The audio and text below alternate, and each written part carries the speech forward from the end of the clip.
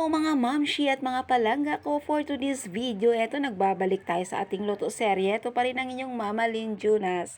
At eto na nga, this time, hindi muna tayo magluluto ng ulam.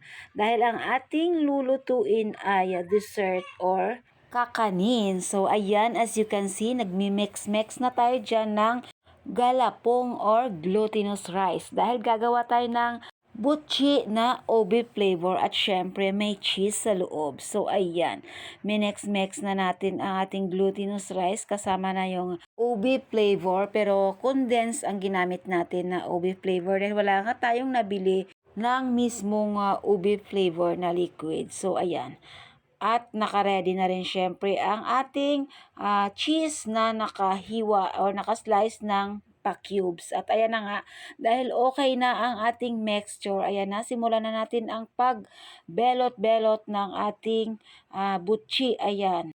Of course, ilalagay natin ang cheese sa loob at atin nga siyang balutin at pagulong-gulungin ng pabilog na paganyan. So, ayan.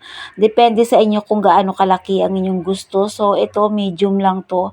Tama lang siya, bite size lang. Mga langga ko at ayun na nga. Syempre, nakaready na rin ang ating sesame seed. Pagkatapos natin magbuo ng pabilog na ganyan na may cheese sa loob, ay ipapagulong natin sa sesame seeds at ipiprito na natin siya. So, ang ating ginawa pala ay 1 kilong glutinous rice lang. Ayun, medyo matrabaho tayo sa part na ito kasi nga isa-isahin mo siyang bilog-bilugin at pagugulungin dyan sa ating sesame seeds. So, nakaready na yung ating kawali na maraming mantika kasi i-deep fry nga natin siya, mga palangga ko. Ayan, lagay lang natin. At syempre, ang ating apoy nga pala ay hindi masyadong malakas kasi masusunog ang ating butchi. So, ayan, medyo mahina lang yung apoy at ilalagay na natin siya habang hindi pa masyadong mainit na mainit. Ayan, take note, kailangan mahinang-mahina lang yung apoy para pantay-pantay ang pagkakaluto. Pangit naman kasi kung sunog na yung labas bago yung loob ay hilaw pa. So, ayan ang technique dyan. Mahina lang yung apoy. At syempre, babantayan natin yan ng after mga ilang minuto, pag nakita mo na medyo golden brown na yung kabilang side niya, ay pwede mo na siyang baliktarin. So, ayan, try natin. At ayun na nga, medyo dumidikit-dikit pa siya, kaya ibig sabihin, hindi pa siya luto. Ayan, mamaya konti.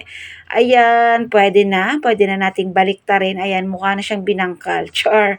Ganyan din kasi ang pagkaluto ng binangkal. Nakabalot din sa sesame seeds, kaya ganyan.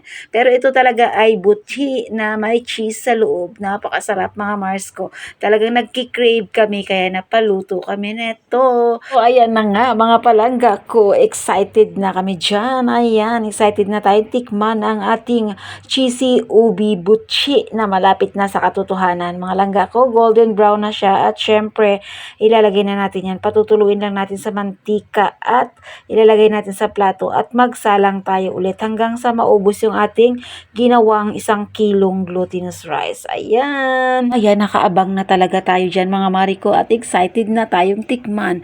Masarap ito kainin habang mainit-init pa kasi pagkagat mo or pag open mo sa kanya ay talaga makikita mo at damang-dama mo yung cheese na nagme-melt sa loob. At syempre, crispy outside. Ayan, melt cheese sa loob and crispy outside. Gawa nga ng ating sesame seeds. Pagkagat mo ay tumutunog-tunog pa. So, ayan, dito na tayo sa pinaka-exciting part. Bubuksan na natin for the hiwa tayo dyan, mga langga ko. At makikita mo nga, ayun, mainit pa talaga siya, mga langga ko. Sa totoo lang, ayan, umuusok-usok pa siya. At gusto nga natin ipakita sa inyo kung ano yung sa loob niya. So, ayan na po ang ating ubi cheesy butchi ready to serve. Napaka-yummy. At so, that's all for now. At kung nagustuhan nyo nga ang ating ginawang dessert for today, paki-like, comment down below at paki-share ng ating video and follow for more updates sa ating next na Loto serye. Thank you so much once again. Ito pa rin ang inyong Mama Lynn Junas and thank you for watching and God bless you all.